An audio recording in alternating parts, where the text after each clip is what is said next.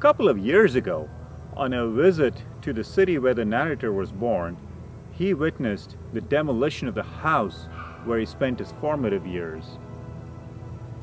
As the last pillar crumbled to the ground and all that was left of that magnificent house built by his grandfather, who lived there till he died, was coarse rubble. There once stood a grand house with a mango tree in the front yard. What remained was an empty piece of land destined to house perhaps a deeper foundation that would support a larger and more modern building. The same fate befalls this body. One day it will become dust that has no name, no nationality, no memory, emotion, or attachments. That dust is free to go where the wind goes. Are we the body which will turn to dust one day, or are we something more lasting? Memories, emotions, and attachments are in the safe hands of the mind, but where does the mind go once the body relinquishes its place on earth? These questions can be avoided, but they cannot be ignored if we want to uncover the secrets about life. When faced with such questions, a convenient way out is to sidestep it completely and find a way to make ourselves feel impermeable to the incessant waves of attrition that time brings.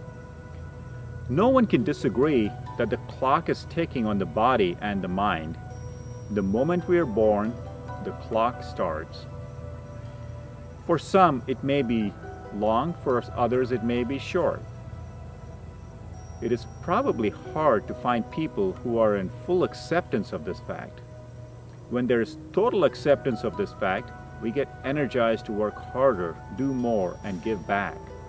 That is a natural response. When we are not in full acceptance and in denial, procrastination and projection of the future comes into play.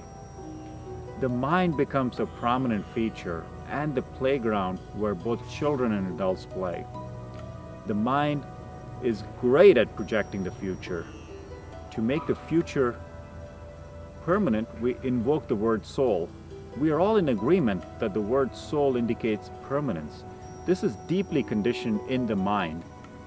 The existence of the soul has not been proven, so we can say it is in the realm of belief as far as our limited human perception is concerned.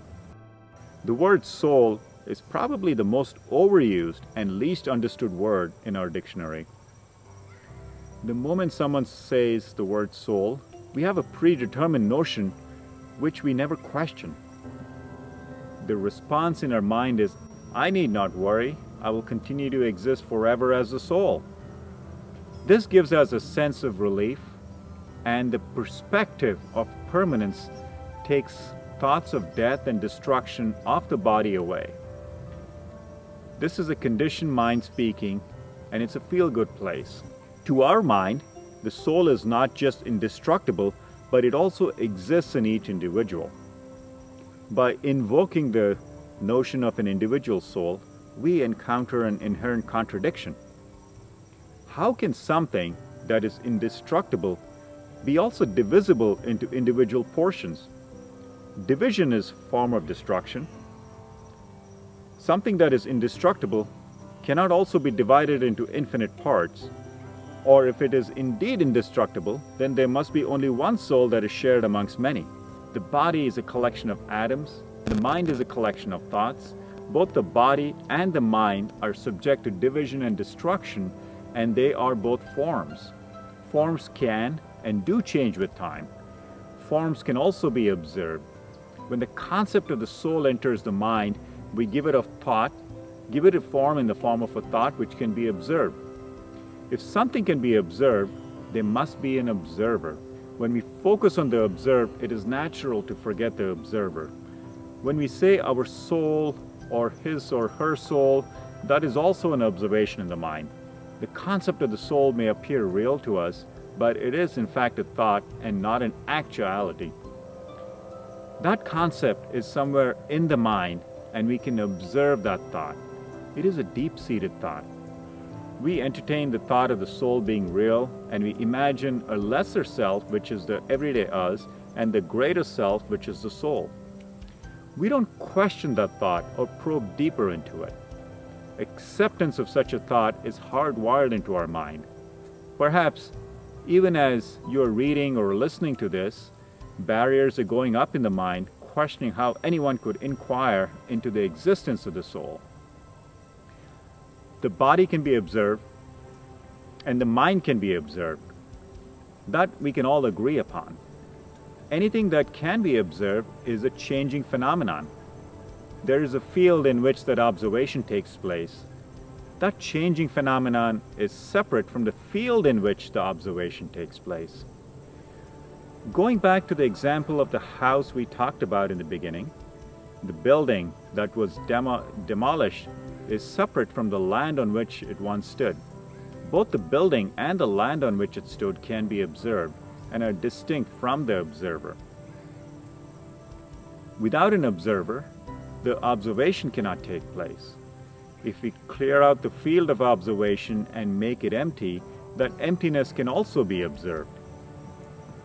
When we become the observer, not in thought or a feeling or a projection, but we are actually that, there comes about a fundamental change. We realize that we are separate from the field of perception and the perceived. We may then observe the constant craving for experience in that field of perception. Even the craving for the changeless soul is also an experience, a projection in the field of perception. When we are that observer or watcher separate from the body and the mind, and from where all perception ensues, death or destruction of our body and the mind cannot touch the observer. All spiritual pursuits aim to create this separation where we move away from what is subject to time and change. In the name of a spiritual pursuit, we sometimes aim to separate ourselves from the world while remaining one with the body and the mind. The I remains. Thoughts and changes in the body will continue to influence us. All we have to do to create the separation is observation. Observation does not imply disinterest in the activities of the body or the mind. Those activities will go on. When we put aside thoughts and ideas for a moment, we get a glimpse of the separation from the body and the mind. We can observe both. When that glimpse is a lasting actuality of a watcher or an observer, not a thought or an idea, we will probably touch the changeless state. It is not a created state. It cannot be destroyed. It is actual. The changeless watcher or observer cannot be divided. If we divide the observer, that division can also be observed, which implies that it happens in the mind. Going back to the experience of witnessing the demolition of the house, the destruction of the house did not destroy the body through which the observation took place. The body changes with time, but it does not destroy the memory. Memory of an event can be as fresh as the day that was experienced. That recollection from memory can also be observed, and the destruction of memory cannot remove the observer. If you like, you may call that which can no longer be observed, but from where all observation ensues, as the living soul of our being. That living soul does not come alive once the body and mind die. It is always there. It can be realized even when there is life in the body and mind. There is no need to wait for a future appointment with the soul.